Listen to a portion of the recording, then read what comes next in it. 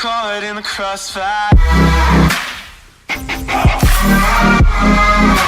Was caught in the An entitled mother rips open the doors on my ambulance, and it does not end well for her. So, this just happened last night, and I still can't believe someone would do this. I'm a 30M and a paramedic. I've been in EMS for the past 8 years, and I absolutely love my job. Last night, we were dispatched to an 75-year-old female who fell at home. The patient stated that she tripped over her carpet and hit her head when she fell. We arrived on the scene and noticed that the home was a duplex with our patient's door on the right and her neighbor's door on the left. We made our way into the home and found her lying on the floor. The woman was awake and breathing. We started asking her the standard questions: "Are you okay? Does anything hurt? Do you remember the fall?" etc. She stated that she has a pounding headache and that she remembers walking to bed and then waking up on the floor. In my field, that's a pretty big red flag. We noticed that she's got a pretty good lump on the side of her head and a big bruise starting to form already. Noticing the bruise, I asked her if she was on any blood thinners. She said that she was on blood thinners for a previous stroke she had a few years ago. We urged her to let us take her to the hospital because there was a possibility that the fall could have caused a bleed in her brain, and she should go to the hospital to get some scans done.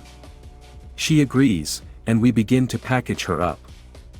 We applied a C-collar around her neck in case of any C-spine, neck, injuries. She denied any neck or back pain, so we lifted her up and placed her on our stair chair. A stair chair is exactly what it sounds like. It's a chair with tracks that we use to carry patients up and down stairs. As we were getting her out of the house, her neighbor whipped the door open and started yelling about how she couldn't sleep with all the lights and noises outside. The sound of the stair chair apparently woke her up, and she was not happy about that.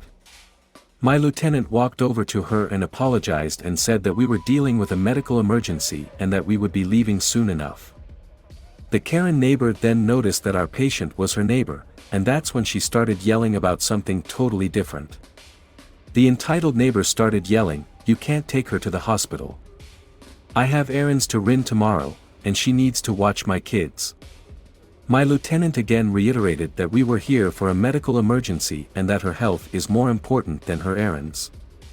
The entitled neighbor let out a loud huff and then slammed the door in his face.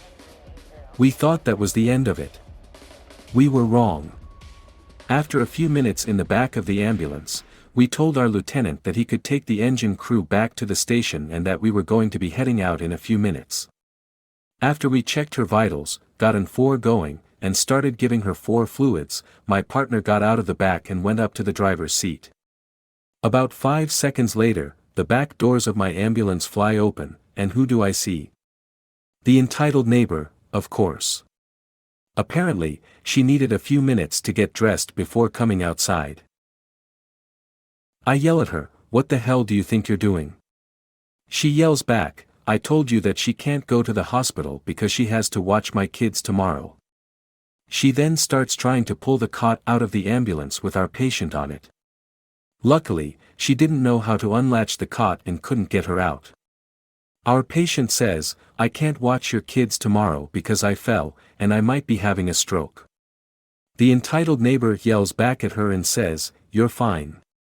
You don't need to go to the hospital because you're not having a stroke."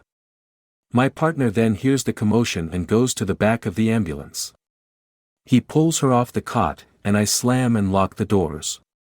You could tell that the entitled neighbor was about to become combative.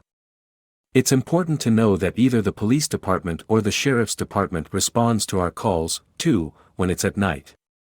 Because of where we were, it took a few minutes for the sheriff's department to show up on scene, but he got there just in time.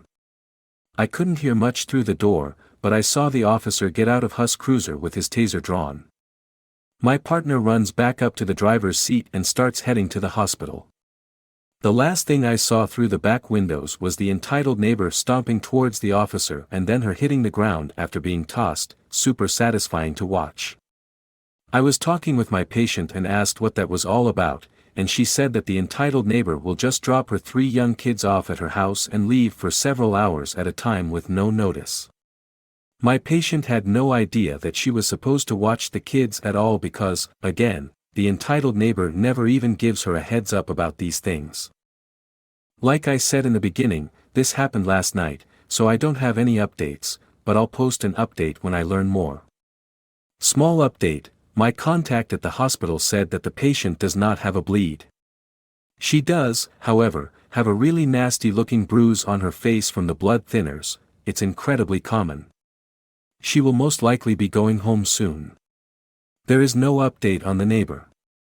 I probably will not hear anything back until my next shift day.